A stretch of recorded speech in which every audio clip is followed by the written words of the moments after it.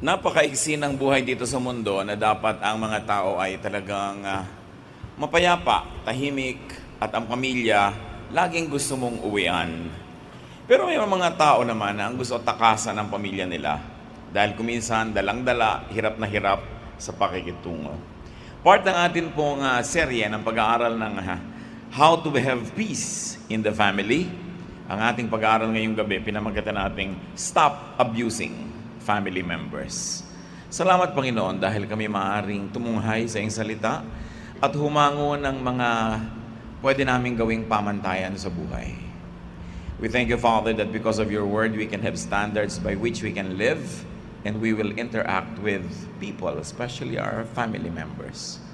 Turuan niyo po kami ngayon para makita namin ang aming papel sa aming pamilya at makita namin, Panginoon, kung paano kami magiging instrumento mo na lalong maging pagpapala sa aming mga pamilya. Forgive us our sins, cleanse us all from our unrighteousness, O God. Enable us to see your face, to hold your hand, to hear your voice, and to obey you. Forgive us our sins, cleanse us, teach us, O God. Bigyan niyo ng kapayapaan ang aming puso. We commit everything to you right now. Ang aming mga puso, ang lahat ng mga tumutulong upang ang gawain ngayon ay matupad. At higit dyan, Panginoon, sinusuko namin sa aming emosyon. Maging ang aming katawan, palakasin niyo po, pasiglahin niyo kami. At alisin niyo ang mga alalahanin, ang mga pinoproblema sa buhay, para mabigyan namin kayo ng pansin na walang kaagaw. We like to give you undivided attention, so we ask you, Father, to be the speaker. Kayong maging mangangaral namin, Panginoon. Gamitin niyo lang ang lingkod niyo na instrumento, pero kayong gusto naming marinig. We reject and rebuke all work of evil, both evil men and evil spirit in our midst. And we welcome the presence of Holy Spirit. Guide us unto greater godliness. Father, we thank you, we honor you, we celebrate your love. In the name of Jesus, your Son, our Lord and Savior. Amen. How to have peace in the family. And one of that is to stop abusing. Stop verbal abuse. Maraming beses na nangyayari yan sa mga pamilya. Grabe ang pag-aabuso ng mga kapatid sa mga nakakabata o kaya yung mas may pera o may kapangyarihan kaysa dun sa mga mas konti ang pera o yung mismong tatay inaabuso ang nanay. Proverbs 12:18, reckless words pierce like a sword, but the tongue of the wise brings healing. Pagka ang mga salita ay hindi maingat, pagka ang mga binibitawan natin mga pananalita ay nakakasakit, dinaramdam at natatandaan ng mga miyembro ng ating pamilya ng napakatagal. Kailangan maingat tayo sa pagsasalita dahil oras na nakapanakit na tayo, kahit mag-sorry ka pa at kahit patawarin ka pa, hindi naman talaga lubos na nalilimot. Colossians 3:19, a husband must love his wife and not abuse her. So, husband and wife relationship is the highest one. Kaya ito ang ating piniling gawing example. Napakabanal ng pagsasama ng isang lalaki at babaeng mag-asawa. At ang binibilin sa lalaki ay huwag maging marahas. And because that is the example of the best relationship of human beings, this example applies to all relationships. Ang lalaki kasi, lalo nung araw na ang Old Testament ay sinusulat, maging nung New, ay masyadong privileged. Physically, alam na natin na generally speaking, mas malakas ang lalaki.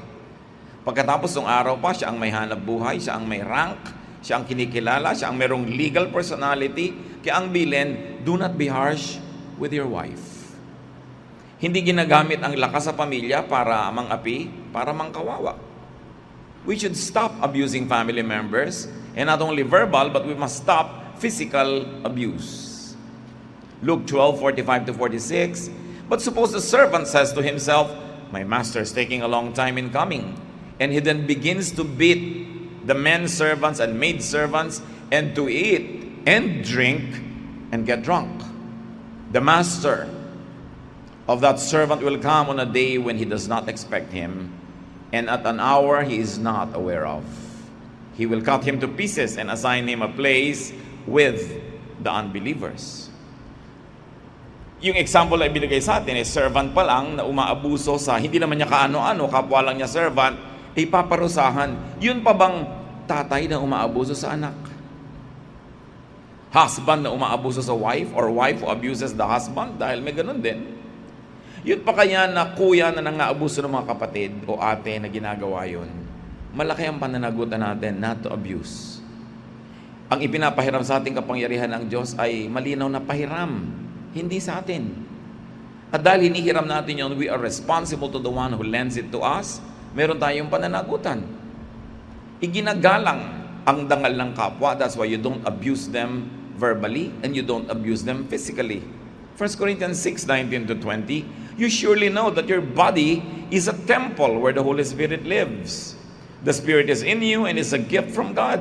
You are no longer your own. God paid a great price for you. So use your body to honor God. Kung ang katawan ay pinahahalagahan ng Diyos, nilikha niya, pinatira niya ang kanyang espiritu sa katawan ng tao, at ngayon ang banal na espiritu yun ang templo, wala tayong karapatan na abusuhin ang katawan na ito. Hindi natin dapat inaabuso ang sarili nating katawan, at lalo namang hindi natin dapat minamaltrato ang katawan ng iba. Pero merong mga magulang, ang tatay pag nalasing na, kumambugbog ng anak, gano'n na lang. Pati asawa. Wala yan sa lugar. In fact, pwede niyong idemanda yan eh. Yung pambubugbog. It is a legal case. At kung abusong-abuso na talaga, pwede nyo talagang gawin yan. I do not always encourage that. It must be the last recourse. But how does a battered woman protect herself from an abusive husband? Kaya nga sa Amerika ngayon at saka sa mga ibang developed countries in the West, hindi mo pwedeng paluin sarili mong anak. Mali naman. Kasi dapat ang magulang may karapatan at tungkuling mamalo para magtuwid. Pero sa dami ng umabusong mga magulang, sa dami ng mga magulang na sinamantala ang kahinaan, kabataan, kamusmusan ng kanilang mga anak, naglagay na sila ng mga batas. Sa mga eskwelahan po sa ibang bansa, lalo sa Amerika, ang mga bata tinuturuan na hindi sila pwedeng paluin ang sarili nilang magulang. At pag sila ay pinapalo o kaya ay inaabuso sila kahit sa salita lang, pwede silang tumawag sa isang telepono sa Amerika, 911. Darating agad ang mga tutulong sa kanila, mga social workers, police, counselors, legal people. At pag napatunayan yun, ang anak mo kukunin sa'yo. Pwedeng ibigay nila sa isang foster home o kaya ay yung magulang ay mapatawan ng kung ano-ano mga parusa kasama na ang pagkakabilanggo. Abuse naman yon ng legal system kasi ang magulang talaga dapat may karapatan. Pero ano nga ang gagawin mo kung abusado yung merong kapangyarihan? We must never use physical strength against people, especially if they are weak, and very especially if they are our family members. So paano daw namamalo yung mga responsableng magulang? Dapat may rules. Anak, pag ito ginawa mo, ito yung parusa. Pag ganitong level yung ginawa mo, ito yung level ng parusa. Hanggang makarating ka sa, pwede mo nang grounded ka, mawawalan ka muna ng ganito, ng privilege manood ng TV, o kaya ay mawawalan ka ng dessert, o kaya mababawasan ng baon mo, hanggang dumating yung time na, kailangan ikaw ang maghugas sa mga plato dito, hanggang may palo na pag malala. At hindi ka na mamalo pag galit. Kasi baka revenge lang yon. At pag ang tao, ang magulang na mamalo pag galit, ang tendency, lumampas yung palo doon sa crime. Kasi ang gusto mo na makaganti. So kailangan magpahupa ka muna ng galit mo. At pag hupa na yung galit mo na halos ayaw mo nang mamalo, doon ka ngayon mamamalo. Ginagawa mo talaga dahil hinihingi ng pagkakataon at sabi sa Bible, spare the rod and spoil the child. So sabi mo, anak, papaluin kita dahil alam mo yung crime mo, ha? Alam mo. So itong palo sa crime na yan, isang palo o dalawang palo. Pero dapat alam na niya yung patakaran bago pa kayo magpaluan. Tapos mamamalo ka ngayon nang hindi ka galit. Nang sa gayon, ikaw man nasasaktan sa ginagawa mo. Hindi revenge. Hindi beastly and animalistic tendency lamang. May hangganan. Mahalaga na hindi tayo nang-aabuso. There's another way to abuse our family members and that we should stop depending on our dependable family members. Napakarami na yan ang daing. Napakarami na yan ang problema. Dahil may isang miyembro ng pamilyang naaasahan, doon at dumagan lahat. Merong isang matino-tino mamuhay, doon na lahat umaasa. Ang sabi sa 1 Thessalonians 4:11-12, make it your ambition to lead a quiet life, to mind your own business and to work with your hands, just as we told you, so that your daily life may win the respect of outsiders and so that you will not be dependent on anybody. So ang itinuturo dito, magtrabaho ka, magsikap ka, dapat may produkto ang iyong pawis, earn what you eat, earn what you have to spend. Sa katunayan, damihan mo pa ang kinikita mo para sumobra at may maitulong ka pa sa kawang gawa at sa mga kamag-anak mo at mga iba pang taong nangangailangan. Sino ba ang dapat talagang tulungan at pwedeng tulungan? Lagi nating inuulit-ulit ito, yung sobrang matanda, hindi na pwede magtrabaho. Sobrang bata, hindi pa pwede. Maaring murang-mura pa o nag-aaral pa. O kaya yung may sakit, o yung pamisa-misan, temporarily, nawawala ng trabaho, in between jobs, tutulungan mo yon. Pero yun namang 30 taon mo nang tinutulungan, 20 taon, 10 taong non-stop, that's already an abuse. So you stop also not only depending but over-depending. We must stop over-depending on people. Napakahalaga na tayo ay kumikilos para may paggalang tayo sa ating sarili at iginagalang din tayo ng iba. Sino ba ang ating naaabuso madalas? Di ba yung dependable? Yung matino? Yung mabait? Yung accommodating? And you know what's wrong with that? Because you punish people for being good. And then you reward others for not being good. At madalas, ang arbiter, ang recruiter, ang coordinator, madalas, isang matanda, nanay o tatay, sasabihin sa matinong anak, "Anak, nag-asawa yung kapatid mo, kailangan magpakasal, nakabuntis. So ano po, akong gagastos?" "Oo nga, ikaw naman na may kita eh." "Anak, yung yung kapatid mong batugan, na adik-adik, nanganak na yung asawa, kailangan tubusin sa ospital. So akong gagastos, sila to nag-sex, ako gagastos." "Anak, ang gatas ng pamangkin mo. Hanggang mamaya anak, mag-enroll na ang pamangkin mo. Hanggang mamaya anak, yung pamangkin mo teenager, nakabuntis tulad ng tatay niya." Generational. At alam niyo ang malungkot dyan, madalas, yung mga nanay o tatay, pero madalas nanay siya yung ahente nung mga kapatid na batugan, mga walang silbi, mga pabigat. Pag ayaw mo ng tulungan, iiyakan ka ng nanay mo. Siyempre, nababagbag naman ang loob mo. Alam niyo po ang maling paggamit ng pagiging ina. Kung meron kayong dapat paggamitan na influence nyo, yung batugan, yung hindi nagtatrabaho, yun ang inyong gamitan na inyong lakas para siya magtino. Hindi yung lagi niyong pinipitasan, yung halos hindi na makakain ng sarili niyang bunga. Lagi niyong pinapagod yung masipag. Tapos ang sabi tuloy ng anak niyong tamad, "Di bali ng tamad, di naman pagod." Yan daw ang mga bagong kasabihan ngayon. Ayaw ng Panginoon ng ganyan. Hindi yan makatarungan. It must stop. Pero ang tanong, paano mo naman titiisin ng kapatid mo? Ganyan na nga po kaya nga yan abusado kasi hindi natin tinitiis. Kasi alam niya na kahit anong mangyari, hindi siya magugutom dahil papakainin natin siya. At dahil dyan sa sobra natin pagsalo sa mga irresponsable, sa mga tamad, sa mga batugan, hindi na sila nagsisikap. Tapos ganun yung makikita ng mga lumalaking bata. Kaya generation to generation, ang mga pamilya ang nagtataguyod lang yung konting matitino. We must stop these abuses. We must stop the many unwelcome borrowing. Yung kuya, pahiram naman dyan. Ganito, kuya naman dyan. Tapos kadalasan naman sa mga nangihiram na kamag-anak, hindi marunong magbayad. Pag may kailangan, tandang-tanda niya, ikaw. Pero pag bayaran na, nalilimutan ka na. Nagiging complicated ngayon pag may kanya-kanya ng asawa. Kasi kahit si kuya, nalilimutan na yung utang ng kapatid, yung asawa, "Hoy, may utang pa yung kapatid mo sa'yo, di ba? Kailangan na ng mga bata." Sabi naman ni Mrs., no? Siyempre, yung mga bata naman niya, ambalan niya. Kaya nahahati tuloy itong si Mister. Psalm 37:21, the wicked borrow and do not repay. So it is classified as wickedness to borrow and not pay. Ephesians 4:28, anyone who has been stealing must steal no longer, but must work, doing something useful with their own hands, that they may have something to share with those in need. Magbayad, magtrabaho, magsikap, kumita ng sobra para meron pang maipamigay.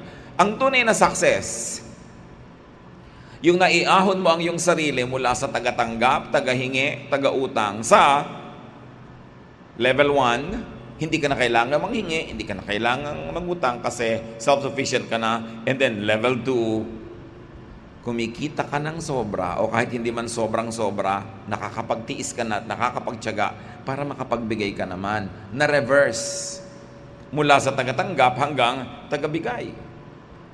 Dapat yung sobrang pangungutang at mga hiram-hiraman, tinitigilan kasi yan ang nagiging bunga ng walang katapusang tuusan, samaan ng loob. Kaya tuloy sa mga family reunion, ayaw nang umattend nung medyo may kaya-kaya. Ayaw nang umattend nung medyo may nangyari sa buhay niya. Dahil pag nakita ng mga kamag-anak niya, maganda yung damit niya, may kotse siya, hindi naman nila alam, hulugan eh. Diba? May bahay siya sa kung saang village, hindi nila alam, utang din yun sa bangko. Hindi ka na nila tatantanan ng utang. Lagi kang number 1 sa listahan ng mga nangangailangan ng panggastos pang nag-a-apply abroad. Lagi ka nalang number 1 sa may mga nagkakasakit. Hindi naman nauubos yung nagkakasakit. Lagi ka nalang nagdurusa dahil nagtagumpay ka sa buhay. Ngayon mga kapatid, hindi natin sinasabing huwag tayong tumulong. Hindi natin sinasabing tiisin mo ang mga mahal mo sa buhay. Hindi naman yung matitino, hindi naman yung mga naaasahan at mabunga ang kausap natin ngayon eh. Ang kausap natin ngayon, yung mga palaasa at abusado. Kaya natin sila pinipigil. Kusa na ng mga taong gustong tumulong, kung kaya nila at gustong tumulong, hindi rin natin pinipigil yon. Pero ang kausap natin ngayon, yung mga abusado, o kaya yung mga katulong at padrino ng mga abusado, sila ang dapat ngayong ituwid. Sila ang nasa hot seat. So kailangan ang tao magpakatino para hindi lang siya gumraduate from asking, magiging giver pa siya. In the family, we must stop the abuse of demanding. Sobrang umaasa ka na lang. Yung duty na, marami na sa mga kamag-anak, pahiramin mo ngayon, pahiramin mo bukas. Sa makalawa, duty mo na. Tulungan mo mag-enroll ngayon itong si pamangkin, sa susunod na SEM, tutulungan mo uli. Papagraduatein mo na yan, naging duty mo na. Hindi na marunong yung taong magbigay sa'yo ng luwag. Meron naman, tinutulungan mo na nga si kapatid A, para hindi na matulungan ni B, kasi si B ay walang pantulong, pero medyo sufficient naman si B. Maiinggit pa ngayon si B dahil binibigyan mo si A, siya din kailangan mong bigyan. Hindi na lang siya magpasalamat na, at least nakaligtas ako pagtulong kay A, dahil ang gumagastos ay si C. Ako na si B, hindi na ako hingi pa kay C. Pasalamat na lang ako, hindi ako kailangang tumulong kay A. Siya na yung tumutulong, pero hindi ganun eh. Kadalasan naiinggit pa. So, bakit siya binigyan mo, ako hindi? So, hindi na matapos-tapos ang hirap noong responsible. Acts 15:10. Now then, why do you try to test God by putting on the necks of the disciples a yoke that neither we nor our fathers have been able to bear? It seemed good to the Holy Spirit and to us not to burden you with anything. Ang context naman ito, religious context. Pinapatawan ng mga Jewish believers, yung mga Gentile people who have become Christians, pinipilit nilang pasanin yung mga tradisyon ng mga Jews at magpakahudyo rin. At sabi nila, bakit natin sila kailangan pabigatan? And of course, we can apply that. Although it is in religious context, it has practical applications. Why make life difficult for people? Bakit kailangan pabigatan? Kakambal niyan, syempre, stop disturbing people needlessly. Lahat ng pinag-uusapan natin dito mga kapatid, yung abuso na, yung sobra na. Pero kung talaga nangangailangan ka, pwede ka naman siyempre mang-abala ng kapatid, ng hipag, ng pamangkin, ng nanay, ng tatay, ng anak. Pero yung habit mo ng mang-abala, naging tungkulan na nilang paabala, yun ang pinag-uusapan natin dito. Stop involving people in your self-made problems. Tulad nga nung mga hindi nagpapakatino. Biglang makakabuntis kung saan-saan, pero ang gagastos, yung pamilya niya. Dapat kung hindi mo kayang gastosan, yung magiging bunga ng iyong pagkakamali, huwag kang magkamali. O kaya huwag kang paulit-ulit, matuto ka naman. Hindi natin dapat isinasangkot ang mga mahal natin sa buhay sa lahat ng gulong kusa naman nating pinasok. Ba't hindi sila kasama nung pumasok tayo sa gulo, tapos ngayon kasama sila sa paglabas natin? Hindi ba sana kung pamisa-misan, kung sa buhay mo once, twice, thrice, pero kung nakakapito, 8, 10 beses ka na, lampas ka na sa kota. Dapat yun, mahiya ka na to the point na magpakatino. Hindi yung ang dami mong gagawin, maglalasing ka, magkakaproblema ka, tapos magpipiansa yung iba. E di pakulong ka, gano'n na lang. Total, ginawa mo, di pakulong ka. Bakit ka ngayon hihingi ng pampiyansa, panggastos, pangkaso? Nilikha mo yan. Yun ang problem sa ating society, mga kapatid. Injustice. Hindi lang sa legal justice systems natin. Sasabihin natin, ang daming injustices na gaganap sa ating mga korte. Sa mga sarili lang nating tahanan, ang daming injustice. What is injustice? When you don't punish those who do wrong, and when you don't reward those who do right, that is injustice. And many times, even the elders in the family are the arbiters of injustice, because they will punish the good and performing members of the family to reward those who are continuously manufacturing their own troubles. Injustice yun. Dapat ituwid. Isa yan sa mga talamak na sakit ng ating lipunan.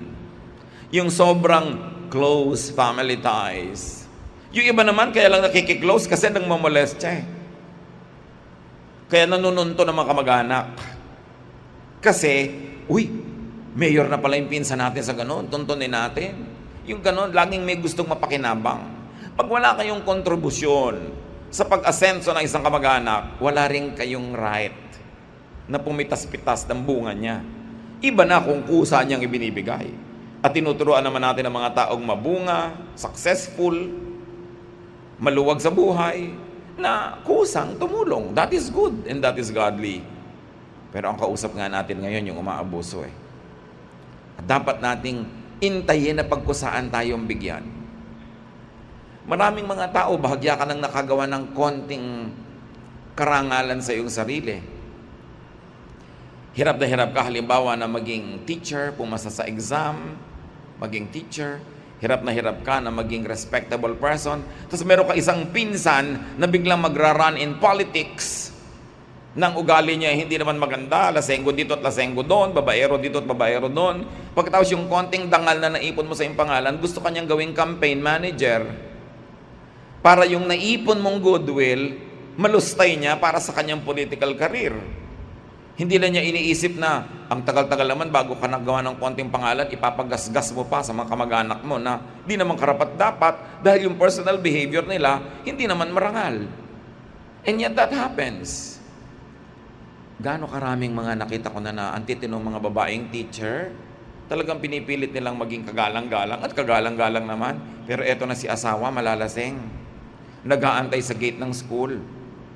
Halos bugbugin yung asawa doon sa gate sa harap ng mga estudyante at co-teachers. Gaano karaming matitinong mga anak yung uutusan bigla ng nanay na binggogera, no? Mga nanay na walang ginawa kundi magmadyong at maglustay, uutusan yung matinong anak, pumunta ka doon, mangutang ka, pupunta ka sa tindahan, mangutang ka. Hiyang-hiya na yung bata, wala nang mukhang maipakita. Para lang mapagbigyan yung utos ng nanay. Gaano karami nating beses inilalagay sa alanganin ng mga kamag-anak nating matitino. Tapos mukha nila yung nagagasgas, reputasyon nila yung nasisira. Sila yung nagiging garantor, sila yung nagbabayad sa mga utang na tinatakbuhan natin. It is not godly to make that happen, and it is not godly to allow it to continue happening. Kailangan talaga natin magkaroon ng, sabi ni Marcos, bagong lipunan. It's true. Kaya mahirap umasenso ang Pilipinas, hindi lang dahil meron tayong 28 bulkan na active, hindi lang dahil dinadalaw tayo ng mahigit 30 bagyo every year, kundi kasi binubulkan, nilalahat at binabagyo tayo ng mga kamag-anak. na hindi ka pa nakakabangon, hinihila ka na. Dapat yang magwakas. Everybody must be taught to be responsible. We must stop demanding other people to right our wrongs at their expense, to pay for our debts, to clean up after us in our messy lifestyle. We must give people the space and the time to develop themselves. So stop disturbing. It is important. 1 Timothy 5:13. Besides, they get into the habit of being idle and going about from house to house. And not only do they become idlers, but also gossips and busybodies, saying things they ought not to. Yan ang nangyayari. Importante na tayo ay nagbibigay ng space sa ating mga kamag-anak at hindi natin sila laging minomolestya. We must stop demanding and we must stop disturbing people. We must stop all the unwelcome advances. It's important. 1 Corinthians 8:13, therefore, if what I eat causes my brother or sister to fall into sin, I will never eat meat again, so I will not cause them to fall. So kung yun lang daw kinakain natin, nakakapagpatisod sa kapwa natin, huwag na lang tayong kumain ng particular thing na nakakatisod sa kanila. Again, it's a religious issue, but in practical life, kung yung ginagawa natin nagiging abala para umasenso ang ating mga kamag-anak, para magkaroon sila ng katahimikan, dapat baguhin. Marami sa atin, if not all, hindi tayo itong tinutukoy. Pero maaaring tayo yung nagkukonsinti nito. Pumapayag tayong nagaganap ito na naaabuso yung mga mababait at mabubuting members ng ating family. Dahil may mga abusero na lumalampas na. So stop encroaching on people's spaces. For instance, Deuteronomy 27:17, cursed is anyone who moves their neighbor's boundary stone. Sumpain daw ang sino man na nag-uurong ng muhon o kaya ay bakod ng kapitbahay. Ano lang ang itinuturo dito? Yung sa'yo, yung sa kapitbahay mo, sa kapitbahay mo. Huwag mong angkinin ang hindi sa'yo. Huwag mong gastusin ang hindi mo kinita. Huwag mong guluhin yung taong gustong tumahimik. Don't invade the person's private space. Luke 9:4-5, whatever house you enter, stay there until you leave the town. Sabi ng Panginoong Hesus sa kanyang mga disciples. If people do not welcome you, shake the dust off your feet when you leave their town as a testimony against them. There are many meanings of this message, but one is, kung hindi ka welcome, di huwag ka tumuloy. Kung ayaw kang papasukin, balik. Huwag ka magpilit. So bakit tayo mamimilit ng ating kapwa kung alam nating mahirap sa kanila o labag sa kanilang kalooban? Huwag nating sakupin yung kanilang private space at huwag din nating sasakupin yung kanilang private time. Don't encroach on time. Proverbs 27:14, if a man loudly blesses his neighbor in the morning or early in the morning, it will be taken as a curse. Blessing na nga eh. Pero pag ang ingay-ingay mo daw, bine-bless mo yung neighbor mo, umagang-umaga, tulog pa siya, para nang sumpayang blessing mo. In other words, tulog pa siya, hayaan mo siya matulog. Ang daming guilty niyan sa mga pamilya, ha? Darating gabing-gabi na, galing sa galaan, magbukas lang at magsara ng pinto ang lakas. Bubuksan pa lahat ang ilaw. Magbubungkal pa sa kusina, naglaglagan na lahat ang kutsara. Dapat pag dumadating ka't may tulog, para kang pusa sa pagkilos. Dapat siguro ang mga tao pag-aralin ng Kung Fu. Kasi nakakapaglakad ka dyan ng dahan-dahan no? Na minsan nga may papel na nilalakaran, hindi na pipilas. Pero merong darating ng maaga, ng maagang-maaga, magigising yung mga tulog pa. Dapat meron tayong paggalang sa ating kapwa at sa oras nila. Oras ba ng pag-aaral ito ng bata? So, huwag mo ng pag-uutusan. Oras ba halimbawa ng pamamahinga ni Mrs.? Pahinga na niya yun. Huwag mo na siyang pag-asahan pa ng mga babangon pa para sa'yo. Dapat ginagalang natin yung oras ng kapwa. For everything there is season and a time for every matter under heaven. Napakahalaga na iginagalang natin yung oras ng kapwa. Oras ng pahinga niya, oras ng tulog, o oras ng saya. Nagsasaya siya. Eto ka na naman ngayon, may ibubunton kang problema sa kanya. Paminsan-minsan lang siyang matawa, minsan sumaya. Kung hindi naman emergency yung problema mo, pwede mo na ipaghintay ng bukas, ng makalawa, para sumaya naman siya. Paggalang sa ating kapwa. 1 Timothy 1:4, warn them to stop wasting their time, and especially also the time of others. Don't waste time. Yung mga iba pa, ugali ito ng maraming babae. Nagtatrabaho si lalaki, text ng text. Inaabala. At kung nakadistino sa malayo-layo, umuwi ka ngayong gabi, nangungulila ako sa'yo. Ano? Nagtatrabaho, pinapauwi mo. Eh siyempre, sinabi mo nangungulila ka, biglang nangulila na rin. Iiwan ngayon si trabaho, iiwan yung duty o kung ano-ano. Mamaya, natanggal na yun sa trabaho, pareho kayong dilat, pareho kayong gutom. Dapat yung nagtatrabaho, hindi inaabala. Marami pa dyan mga nanay-nanay, may lagnat ang anak, ang asawa nasa Saudi, iti-text pa, ang taas ng lagnat ni Junior. Huwag nyo na siyang abalahin, kasi hindi naman siya yung doktor. Alam niyo yung malayo kayo, tapos mag-aalala kayo, wala naman kayo magawa. Ang hirap nun, mas doble ang hirap nun kaysa dun sa nandito't kapiling ng may sakit. So kung matino kang babae, hindi naman nag-aagaw buhay yung anak mo, lagnat lang, may beke lang, kung may beke pa ngayon. Di ba? Lagyan mo ng tina. Masakit ang ngipit, idikit mo sa plato. Kung wala kayong yelo, mga gamot ng araw, di ba? Ganun. Gumawa ka ng paraan, pero yung nagtatrabaho malayo, guguluhin mo pa, unfair.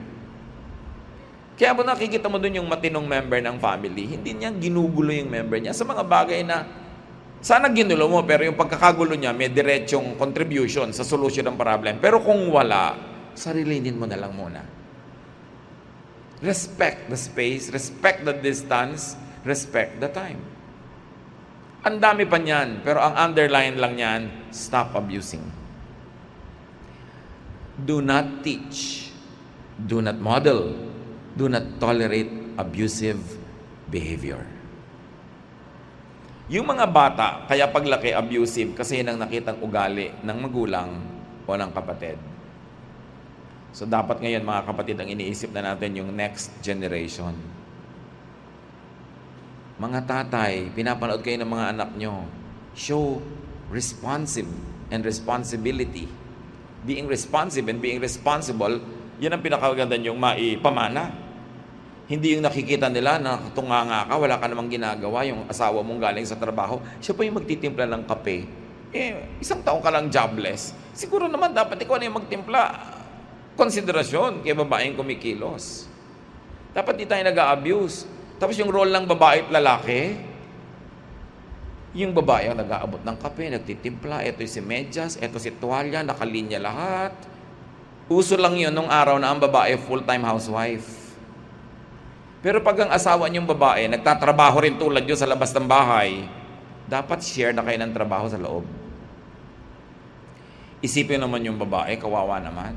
Tulog pa si mister, gising na yan dahil nagluluto. Tsaka hindi yun, paplansyahin pa niya yung sinampay niya kagabi o pinatuyo niya sa electric fan. Diba? Pagkatapos maghahain o kakain ngayon si lalaki, magliligpit pa si babae, pero si lalaki, alis na. O pareho silang papasok. O pareho ngayon silang uuwi mamaya, si babae dadaan pa sa supermarket o sa talipapa.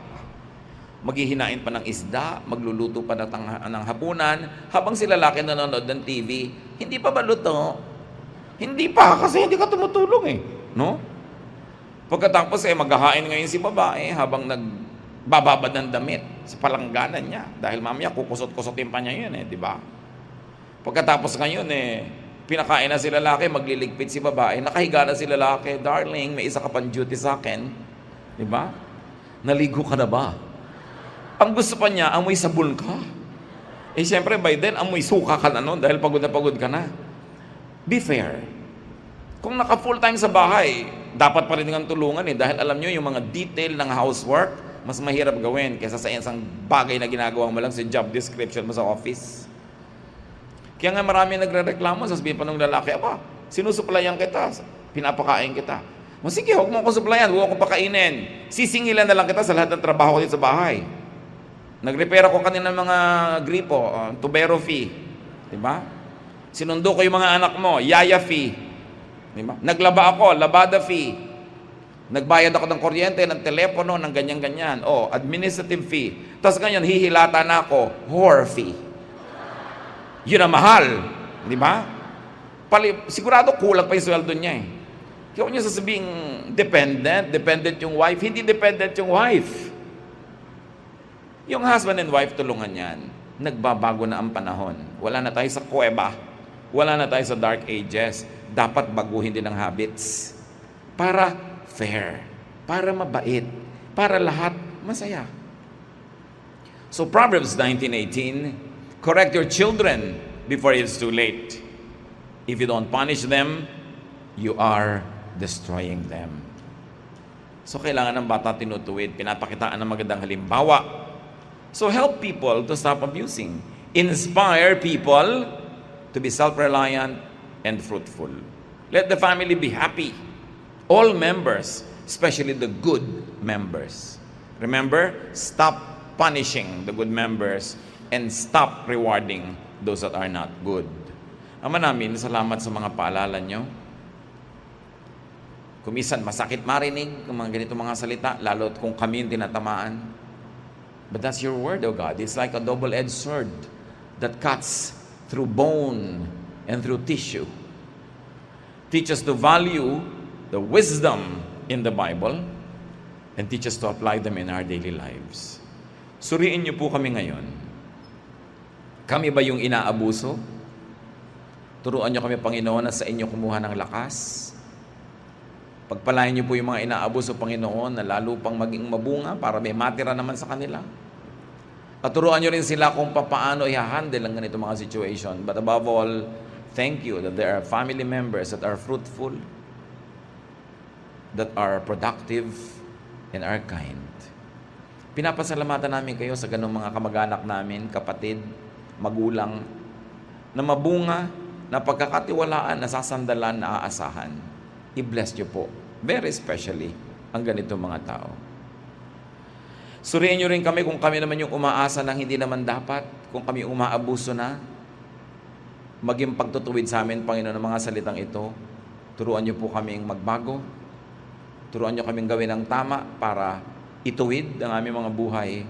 Turuan niyo rin kaming gumanti, magsukli, magbalik ng mabubuti sa mga kamag-anak naming tumutulong sa amin. At kung kami naman, Panginoon, yung mga broker, kami yung lagi na lamang na humihimok doon sa mabuti, na magsakripisyo para doon sa hindi mabuti. Turuan niyo kami na maging fair. Na pag malasakitan namin yung mga matitinong member ng family namin, huwag lagi naming ipasubo, ipahamak, ipaabuso. Teach us to give balance. Lalong-lalo kung kami yung mga magulang o mga nakakatandang miyembro ng pamilya. Sino man kami sa mga ito, Panginoon, kayo pa rin ang nilalapitan namin para ituwid nyo kami, palakasin, pagpalain. Magbulay-bulay tayo mga kapatid. Let's bow before the Lord. Kung kayo yung blessed to be abundant and productive and responsible, thank God. Don't complain. Thank God that you are the good member of the family. Salamat na lang at kayo yung matino at hindi kayo yung problem. Magpasalamat tayo. Huwag nating mamasamain kahit kailan that we are being useful and kind and that we are good providers for our families. Except that pray for wisdom that God may give you balance. Kung tayo yung mga palaasa, magising tayo, makalog para magkaroon tayo ng mga pagbabago. Nauna ay pagbabagong loob. At kung alam naman natin na tayo yung nagiging instrumento para maabuso yung iba, mag-isip-isip. Pag malasakitan, yung matitino. Ama namin, sa ilang saglit ng katahimikan, ipakita mo sa amin kung sino kami. Maaring kombinasyon ng mga ito. At kasama noon, ipakita mo rin sa amin kung paano kami mas lalo pang magiging kaibig-ibig, mabuti, at makadiyos na tao. Thank you for your goodness, Lord. Salamat sa pagbibigay mo sa amin ng capacity to be productive, privilege to be helpful, At sa mga lagi namang tumatanggap, salamat din dahil di nyo kami pinapabayaan, Lord, at kahit sa tulong ng iba at hirap nila kuminsan, nandun pa rin at the end of the day, kumakain kami, na ipapagamot, natutustusan. Just enable us and teach us, O God, to be more self-reliant. Pagbulay-bulayan natin ang lahat ng ito sa ilang saglit ng katahimikan.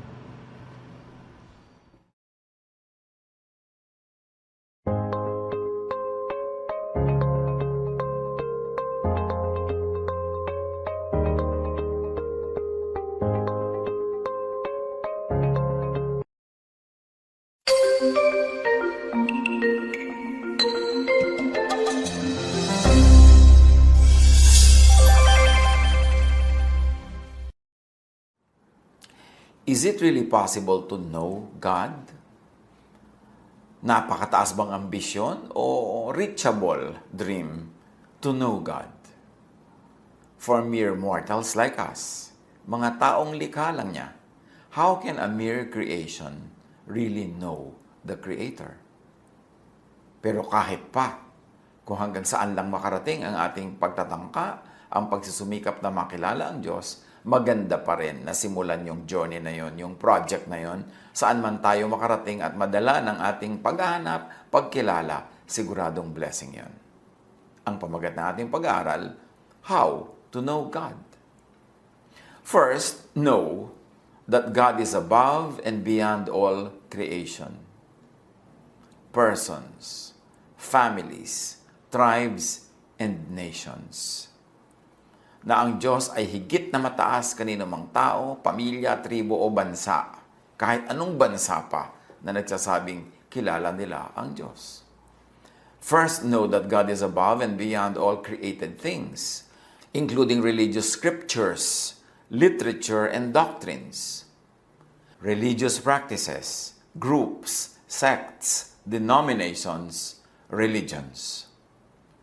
God is above conceptualization, imagination, interpretation, simplification, or complexification or formulation of man. Representation, presentation, symbolization, idolization, interpretation, misinterpretation, and misrepresentation of man. If that's a mouthful, ang ibig lang nating sabihin, ang Diyos ay mataas, higit, lampas, kanino mang tao, kanino mang likha ng tao, kanino mang inisip at kinathan ng tao, yun man ay doktrina, yun man ay relihiyon, yun man ay imahen, hindi kayang pagkasyahin ng lahat ng gawa ng tao, yung Diyos na gumawa lamang sa tao. In other words, kung ano man ang naiisip ng ating mga doktrina, ng ating mga religious beliefs, ng ating mga pag-iisip, ng ating mga pagtuturo, dapat nating tanggapin sa simula pa lang na hindi natin talaga kayang buo at lubos na maarok, maunawa at maipaunawa ang Diyos sa ating kapwa. Napakataas na pangarap na kilalanin at ipakilala ang Diyos. Maaari siguro kapra-kapraso, konti-konti lang, because who we are compared to the infinite divine Maker. 1 Corinthians 8:6, subalit para sa atin ay isa lamang ang Diyos, ang Ama na lumikha ng lahat ng bagay, at tayo'y nabubuhay para sa Kanya. There are not many gods. There is only one. All things come from the one God. All creation lives for the one God. At sa pagpapatuloy na binabasa natin ang 1 Corinthians 8:6, and there is but one Lord, Jesus Christ, through whom all things came from God, and through whom we live. All blessings from God come from only through Jesus the person, or from Jesusness, the Word, meaning the idea, the teaching, the way. Again, if that's a mouthful, si Jesus yung anak ng Diyos na naging tao, na buhay bilang tao, at kinilala bilang isang tao. Yung Jesusness naman, yung the Word that predated incarnation. The Word is the idea, the teaching, and the way of Jesus, the person. Kaya merong Jesus, merong Jesusness. Romans 2:14-16, kapag ang mga hentil na hindi saklaw ng kautusan ay gumagawa batay sa panuntunan nito ayon sa kanilang likas na pag-iisip, ito'y nagiging kautusan na para sa kanila. Ipinapakita ng kanilang mga gawa na nakasulat sa kanilang puso ang panuntunan ng kautusan. Pinapatunayan din ito ng kanilang budhi, sapagkat kung minsay sila'y sinusumbatan nito at kung minsan na sila'y ipinagtatanggol nito sa kanilang isipan. So ang Diyos daw, hindi rin kayang kulungin sa mga kautusan ng mga Hudyo, sa kanilang mga scriptures, sa kanilang mga batas. Kasi kahit yung mga taong hindi Hudyo, labas sa kultura at kasaysayan ng mga Hudyo, labas sa kanilang paniniwala at relihiyon, sila man ay kinasihan din ng Diyos at alam din nila ang utos ng Diyos. Kung hindi man ito nakasulat sa bato o sa papel tulad ng sa mga Hudyo, nakasulat naman ito sa kanilang puso. So ang laki ng Diyos, hindi pwedeng ikulong lang sa Israel o sa mga scriptures ng mga Hudyo. Sapagkat ang Diyos ay nasa lahat-lahat ng tao, nasa lahat-lahat ng lugar, at nagpapakilala rin siya outside of the Jewish scriptures. Kaya nga kahit wala silang batas ng mga Israelites, alam din nila yung batas na yon kasi isinulat din ng Diyos sa kanilang puso. The Jews have their law carved in stone or written on paper. Meanwhile, all non-Jews, the so-called Gentiles, all other peoples have the law from one and the same God written in their minds and on their hearts. So, hindi pwedeng pagkasyahin, ikulong at kanyahin, sarilinin ang Diyos maging ang kanyang mga kautusan. Even the Israelites needs God's law to be written in their hearts. Meron na nga silang nakasulat sa bato, meron na silang nakasulat sa papel, pero kailangan sila man, kauna-unahan, dahil mahilig sila sa batas, sila man ay sulatan ng batas sa kanilang mga puso. Hebrews 8:10, "This is the covenant I will establish with the people of Israel after that time, declares the Lord. I will put my laws in their minds and write them on their hearts." So, ibig sabihin lang dito, sa kabila ng dami-daming nakauka sa bato nilang mga batas at dinami-raming nakasulat sa papel at sinaulo nila at kinakanta nila, kailangan pa rin isulat ng Diyos sa kanilang isip at puso ang kanyang mga tunay na utos. To be written in their hearts, not in stone, not on paper. At sabi pa ng Diyos, I will be their God, and if I may add, not their law. And they will be my people, if I may add, not the people of the Pharisees. So, kahit na pa nga, napaka-religyoso ng Israel, hindi pa rin sapat ang alam nila. Hindi pa rin sapat ang mga kasulatan nila. Kailangan pa rin isulat sa kanilang puso at isip yung mga nakakaligtaan nila. At ito rin yung isusulat sa mga puso at isip ng mga taong outside of Israel na walang mga Jewish scriptures. Ganon kalaki ang Diyos, hindi pwedeng solohin o pagkasyahin sa isang relihiyon. Deuteronomy 6:4, Hear, O Israel, the Lord our God, the Lord is one. Before man, tribes, nations, religions, was God. Wala pang tao, nandun na ang Diyos. So, hindi pwedeng mauna ang relihiyon sa Diyos. Kasi marami na ngang tao, wala pang relihiyon eh. Na-develop lang yung religion over time, after a long stretch of time. So, paano mo pagkakasyahin ang Diyos sa religion? Mas nauna pa ang Diyos sa religion. Yes, merong parts of God na pwedeng maintindihan ang religion, pwedeng maipaunawa, pwedeng pagsalusaluhan, pero higit na dakila ang Diyos kaysa sa religion. Kaya hindi pwedeng sabihin ng religion na siya lang ang may alam tungkol sa Diyos, siya lang ang may katuruan tungkol sa Diyos, dahil ang religion ay gawa ng tao. Kahit pa nga sabihin may revelation ang Diyos dyan, kahit pa nga sabihin may mga part dyan na galing sa Diyos, pero marami sa religious doctrines gawa ng tao. May administrative doctrines nga ang religion, hindi naman yan ang concern ng Diyos. Merong mga paraan kung paano mananamit, kung paano magkakain, na cultural lang yan. Hindi yan universal law of God. So, hindi pwedeng pagkasyahin sa loob ng bote ng relihiyon ang Diyos. It's presumptuous for any religion to think na siya lang ang nakakakilala sa Diyos at siya lang ang pwedeng magpakilala sa Diyos. Job 38:4, parang tanungan ng Diyos sa tao,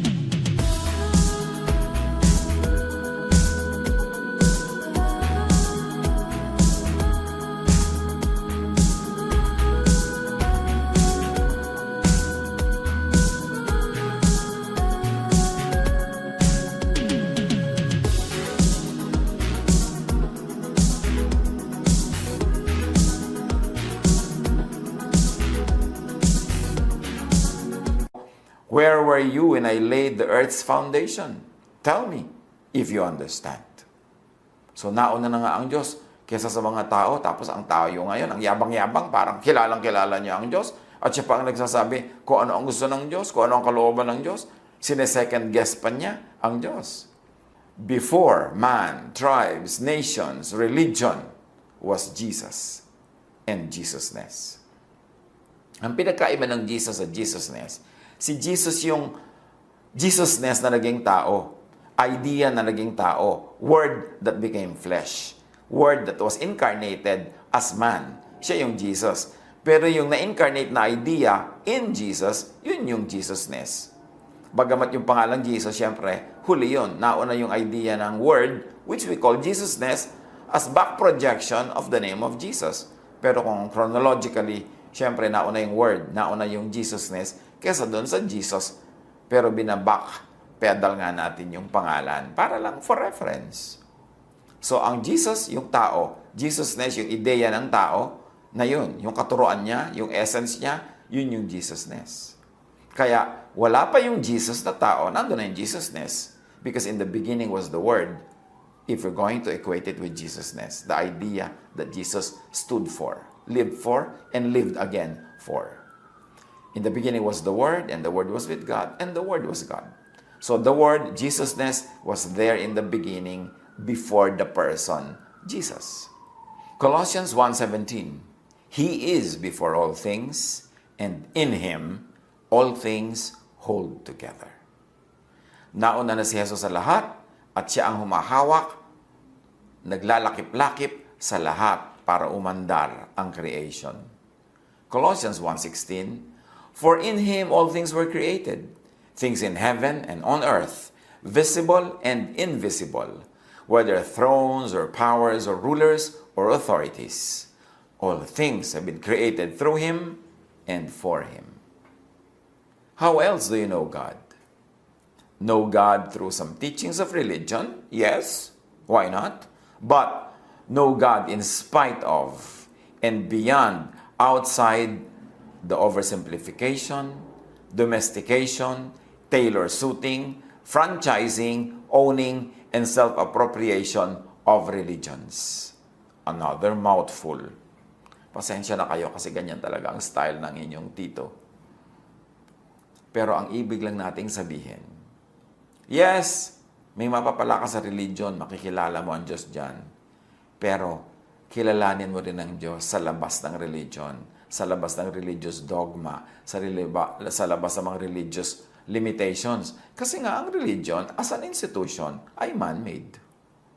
So sa kabila ng mga pag-oversimplify ng religion, yung sobrang nilang pag-humanize sa Diyos, pag-anthropomorphize sa Diyos, at pag-aangkin, pag-aari sa Diyos, na parang sila lang may-ari sa Diyos, sa kabila nun, kilalanin mo pa rin ang Diyos. In other words, know God in and through religion, but know also God outside of the religious fences. Kasi religion can also limit your way of thinking, kasi meron silang paraan ng pag-iisip, at yung lahat ng labas doon ay ayaw na nila, pero ang Diyos ay napakalaki. Paano mo pagkakasyahin sa loob lang ng kanilang bakuran?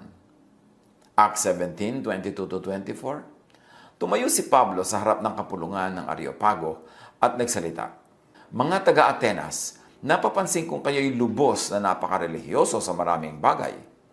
Sapagkat sa paglalakad-lakad ko sa lungsod at pagmamasid-masid sa inyong mga sinasamba, nakakita ako ng isang dambana na may nakasulat, Sa Diyos na hindi nakikilala. Ang Diyos na inyong sinasamba, kahit hindi nyo nakikilala, ay siya kong ipapahayag sa inyo. Siya ang gumawa ng sanlibutan at lahat ng naririto. Siya ang Panginoon ng langit at ng lupa. Hindi siya nananahan sa mga templong ginawa ng tao. Malinaw ang sinabi ni Pablo, hindi daw nananahan ang Diyos sa templong ginawa ng tao. At ang templong yun ay maaring templong bato, building, o templong idea, an idea, a mind construct, an intellectual construct, a theology.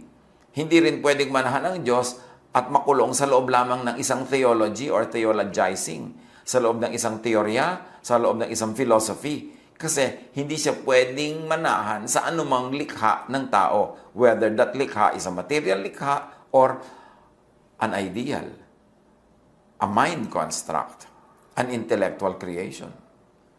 Paul ascribes the unknown to the God known to him. Meron tayong dapat na purihin dyan sa mga tao sa Athens. At least, the people of Athens acknowledge their lack of complete and concrete knowledge of God. And they leave a blank, a neutral space for what is unknown. Matatalino talaga yung mga Greeks na yan. To an unknown God, ina-acknowledge kasi nila na hindi nila kilala ang Diyos ng buong buo.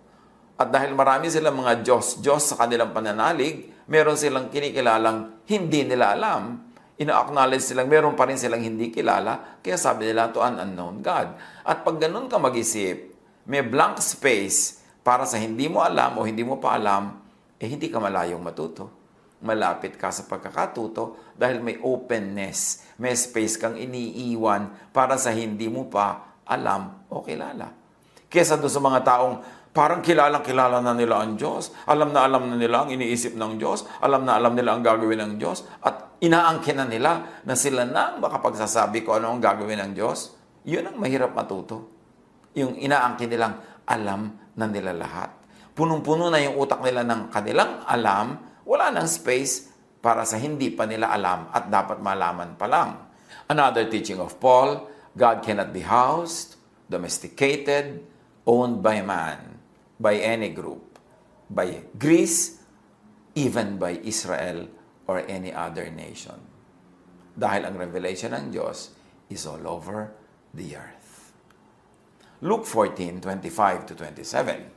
Dahil uso yung pag-aakala ng mga Israelita na sila lang ang bayan ng Diyos, sila lang ang paborito, sila lang ang mahal, sila lang ang merong katuruan tungkol sa Diyos, sila lang ang tinuruan, sila lang ang may revelation, ang kauna-unahang public teaching ni Jesus ay ipinamukha niya sa mga Israelites na hindi totoong yon, na sila lang ang paborito, sila lang ang mahal, at kanila lang ang Diyos. Sa Luke 14:25-27, sa kanyang pangangaral, sabi ni Jesus, I assure you that there were many widows in Israel in Elijah's time, when the sky was shut for 3.5 years, and there was a severe famine throughout the land. Yet, Elijah was not sent to any of them, but to a widow in Sarephath, in the region of Sidon, sa labas siya ng Israel. And there were many in Israel with leprosy in the time of Elisha the prophet, yet not one of them was cleansed, only Naaman the Syrian, who was not an Israelite. So dito nililinaw ni Jesus, yes, siyempre mahal kayo ng Diyos, pero hindi lang kayo. So huwag yung isipin kayo lang ang mahal, kayo lang ang may kilala sa Diyos, at kayo lang ang may pag-aari sa Diyos. Jesus, in these examples, sabi niya, God blessed Gentiles, not Israelites in those cases. Which means God blesses not only Israelites, but also Gentiles. All peoples. Bakit kailangan itong linawin ni Jesus? Because religions tend to own God, making God tribal or national or denominational. A God that belongs only to one tribe or to one nation or to one denomination cannot be the God of all, cannot be the God of the universe, cannot be the God of all creation, kasi local lang siya. Kaya yung pag-aangkin sa Diyos, sa parang sa iyo lang yan, sa group lang namin, sa church lang namin, sa nation lang namin, dinidiminish ang Diyos, which is wrong. Because God is above all. God is in all, and everything belongs to God. Acts 10:28, sinabi niya, alam naman ninyo na bawal sa isang Hudyo ang makihalubilo o dumalaw sa isang hindi Hudyo. Nakapremise yan sa dating paniniwala nilang atin lang ang Diyos, hindi tayo pwedeng makihalubilo sa iba. Subalit ipinakita sa akin ng Diyos na wala akong dapat ituring na marumi at di karapat dapat pakitunguhan. So sabi ni Pedro, ipinakita sa akin ng Diyos na yes, ang Diyos ay para sa lahat, hindi lang para sa atin, at hindi sila marumi at tayo walang malinis, yan ay mga guni-guni lang natin. At sinasabi niya, in other words, ang lahat ay mahal ng Diyos. Ang Diyos ay Diyos ng lahat, Hindi lang ng Israel, hindi lang ng isang bayan, ng isang tribo, isang pamilya, ng isang relihiyon, ng isang denomination, ng isang sekta. Hindi pwedeng kulungin ng Diyos sa ganung kaliliit na lalagyan. Acts 26:9, akala ko rin nung una ay dapat kong gawin ang lahat ng aking magagawa laban sa pangalan ni Jesus na taga Nazareth. Because Jesus or Jesusness opposes our laws and traditions. Kung itutuloy ang kanyang gustong sabihin. Ephesians 2:15, Christ gave His own body to destroy the law of Moses with all its rules and commands. Bakit? Kasi yung mga rules and commands na yun, nagkukulong sa tao at nagkukulong din sa Diyos na parang nandun lang ang kabanalan ng Diyos sa mga laws ni Moses, nandun lang ang tamang daan para pumunta sa Diyos, nandun lang ang katotohanan, kaya Christ destroyed the law. Christ reinterpreted the law and made it loving because the interpretation of the Jews of the law is not loving. Kaya pagka sinasabi nating binipilit na, paano naman i-destroy ni Jesus ang law? Sabi niya, I came to fulfill all the law. Not one dot, not one iota will be removed until everything is accomplished. Yes, Jesus fulfilled the law, but He fulfilled it in a loving way, the way of God through Jesus. Kabaligtaran na pag-interpret at pag-fulfill ng kanilang religion. Nababatoyin ka hanggang mamatay dahil makasalanan ka, ititiwalag ka, sisipain ka, ipupwera ka, na maraming kawawa. At hindi yun ang interpretation, ang fulfillment ng law na gusto ng Diyos. Kaya ipinadala niya si Jesus para ibahin yung fulfillment.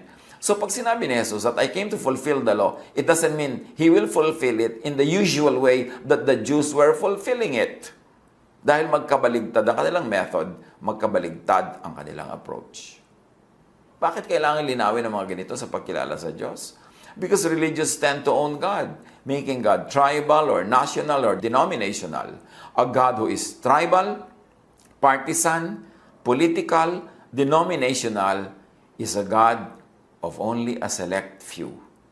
So insulto sa Diyos yun kasi siya ay Diyos ng lahat, lumikha sa lahat.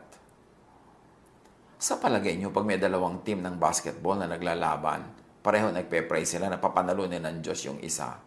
Talaga bang sasali ang Diyos from heaven at pipili ng manok niya para niya papanalunin? Napaka-limited naman ng Diyos na yon. Diyos na lang siya na isang team. Pagka ba may beauty contest ang buong daigdig at ipagpe-pray mong manalo yung kandidata ng bayan mo, talagang papapanalunin ng Diyos yun para sa bayan mo. Ikaw lang ang kanyang bayan. Nalimit ang kanyang universal holiness and divinity and godness. Pagka ba may nagbabakbakan, may pipiliin talaga ang Diyos na papanalunin, naging partisan na siya. Ganun ang ginagawa kasi natin sa Diyos. Pinapaliit natin yung scope ng kanyang pagka-Diyos na meron siyang kakampihan, meron siyang papapanalunin. Kaya giyera pa yan pinapaliit natin ang Diyos pag ginagawa natin ang ganung mga bagay. Sabi sa Galatians 3:8, Scriptures foresaw that God would justify the Gentiles by faith and announce the gospel in advance to Abraham. All nations will be blessed through you. At ano ang dala ni Abraham? Faith. It was not through Moses na ang dala ni Moses ay law. Dapat malinaw yan. Inilalagay lang natin ang lahat sa kanilang tamang kalagyan kung paano sila inilagay ng Diyos. Hindi tayo nagdo-demote o nagpo-promote ng sino man. Pero sinabi na yan, all nations will be blessed through faith, through Abraham. At yung Abraham na yon, yung faith na yon, nilinaw ni Jesus. Paniniwala sa Kanya, paniniwala sa Kanyang pamamaraan, paniniwala sa Jesusness ni Jesus. Romans 4:13, ipinangako ng Diyos kay Abraham at sa kanyang magiging lahi na mamanahin nila ang buong mundo. Hindi dahil sa pagsunod niya sa kautusan, kundi dahil sa siya itinuring na matuwid sa pamamagitan ng kanyang pananampalataya sa Diyos. Remember, nauna si Abraham kay Moses. Wala pang law nung panahon ni Abraham at wala pang Israel. Si Abraham was the father of all nations, not only of Israel. Kaya lang inangkin siya ng Israel na parang Israel lang ang anak ni Abraham samantalang siya ay father of all nations. Again, pinaliit nila yung application at sinolo nila, inangkin ang Diyos. A God who takes sides in human conflicts based on reason other than universal righteousness, could be no more than an appropriated, exploited God, claimed, owned, and used by a tribe or a nation for self-preservation, self-promotion, and self-gratification. Another mouthful. Kaya nga pina-PowerPoint na natin lahat para mas madaling makita yung naririnig lang. Ang Diyos na kumakampi sa pagkakampi-kampihan ng mga tao, hindi pwede maging universal God. Liba na lang ang pagkampi niya dahil sa universal concept of righteousness. Pero kung may iba pang dahilan, political, racial, sectarian, religious, ine-exploit na nila yung Diyos niyan. Inaangkin, sinasarili ng isang tao, isang bayan, isang grupo para sa kanilang pansariling kapakanan. Galatians 5:6, For in Christ Jesus neither circumcision nor uncircumcision has any value. The only thing that counts is faith, expressing itself through love. So those are the big words. Circumcision for the law, sabi ganon, hindi yan ang tunay na mahalaga, kundi faith and love. And that is what Jesusness is all about. As compared to Mosesness, law, and circumcision, which is also equal to Phariseeism. Jeremiah 31:33. Ganito ang gagawin kong kasunduan sa bayan ng Israel pagdating ng panahon. Itatanim ko sa kanilang kalooban ng aking kautusan. In other words, wala pa sa kalooban nila. Isusulat ko ito sa kanilang mga puso. In other words, hindi pa nakasulat sa kanila sa bato lang at sa papel. Ako ang kanila magiging Diyos at sila ang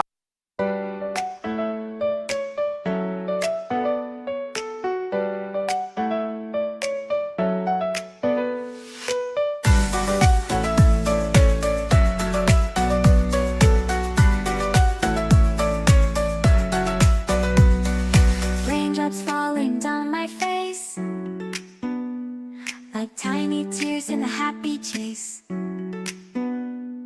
Hopping through the puddle sea, colors dancing wild and free. Skies are gray but I don't mind. Cool raindrops on my skin I find. Kicking off my Saturday, watch the clouds just drift away. Rainbow in the rain, what a sight. Colors shining oh so bright.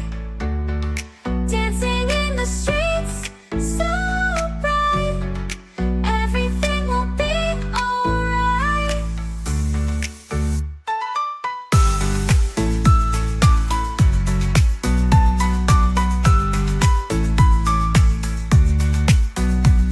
Umbrella spinning, twirling round. A colorful halo on the ground. Music playing on the sand. Skipping beats, the heart will sway. Feel the world come out to play. Lightning cracks, but don't you fear. Magic shines when skies are clear. Raindrops whisper secrets true. A hidden beauty shines right through. Rainbow in the rain, what a sight. Colors shining oh so bright. Dancing in the streets, so bright. Everything will be alright. Raindrops falling soft, peeks through. Rainbow magic, me and you.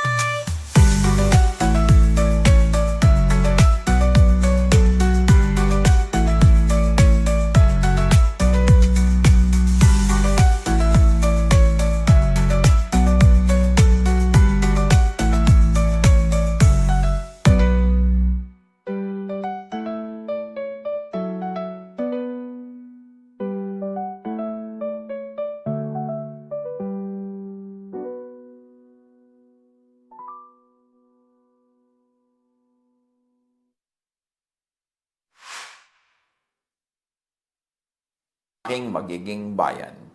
Doon sa panahon na yon na sinasabi ito, gagawin at mangyayari pa lang, hindi pa yon ang katotohanan. A God used by one tribe against another could not be the true universal God who is the creator and God of all. A God used by one tribe against another could at best is only local or tribal. Just an invention or a reinvention of a tribe that serves only its own interest. Only a manufactured God. Only an idol. At hindi yon ang Diyos. Ang Diyos ay lampas doon, higit doon, kaya hindi siya dapat kulungin sa mga ganon. Matthew 21:43. Therefore I tell you that the kingdom of God will be taken away from you and given to a people who will produce its fruit. Tatanggalin daw ang kingdom of God sa mga Israelites na nagsasabing kanilang kingdom of God, kundi ibibigay sa iba na mamumunga ng pag-ibig, ng pagmamahalan, ng kapayapaan at kapahingahan. John 14:21. Whoever has my commands, and if I may add to love, kasi yun ang command niya, and keeps them, is the one who loves me. The one who loves me will be loved by my Father, and I too will love them and show myself to them. So how do you know God? Know God through creation, as it best mirrors a more believable and understandable image of the Creator. Yung mga laws of religion, marami yan, gawa ng tao. Pero ang laws of nature, Diyos talaga ang may gawa, hindi pwedeng imbentuhin ang tao. Kaya, isang napakabisa at magandang paraan ng pagkilala sa Diyos through the laws of nature, through the nature that God created. Nandun naka-imprint ang pag-iisip, ang pagka-Diyos ng Diyos. Romans 1:20. For since the creation of the world, God's invisible qualities, His eternal power and divine nature had been clearly seen, being understood from what has been made, from nature, from the laws of nature, so that people are without excuse. So gusto mo talaga makilala ang Diyos? Yes, some of the ways could be through the religious ways, but there is a great way, the natural way, because God is the law and author of nature. Psalm 19:1-4. The heavens declare the glory of God. The skies proclaim the work of His hands. Day after day they pour forth speech. Night after night they reveal knowledge. They have no speech. They use no words. No sound is heard from them, yet their voice goes out into all the earth, their words to the ends of the world.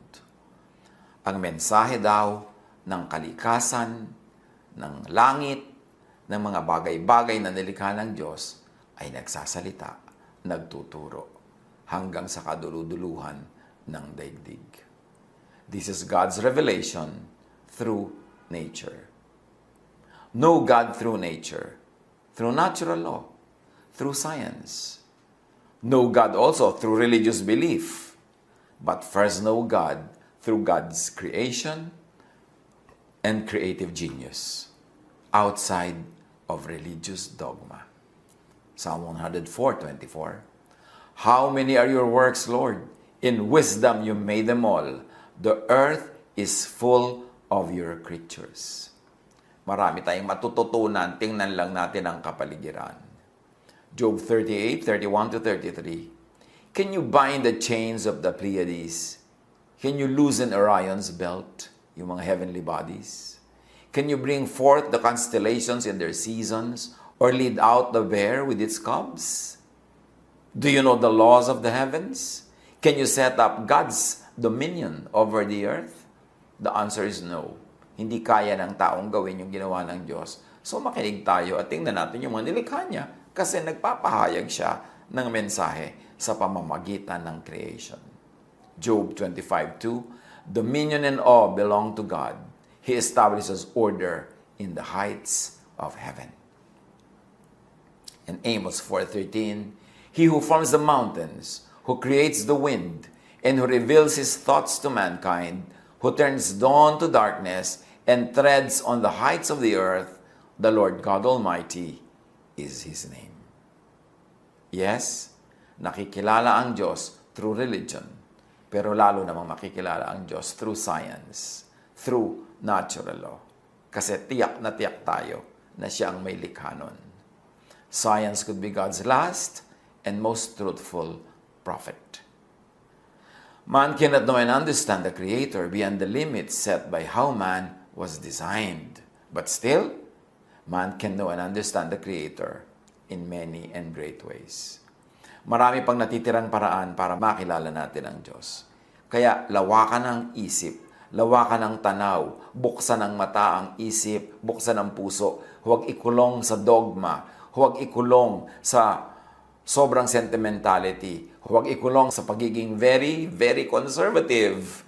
Maraming dapat malaman, kailangan bukas ang isip, open, dahil ang Diyos ay napakalaki.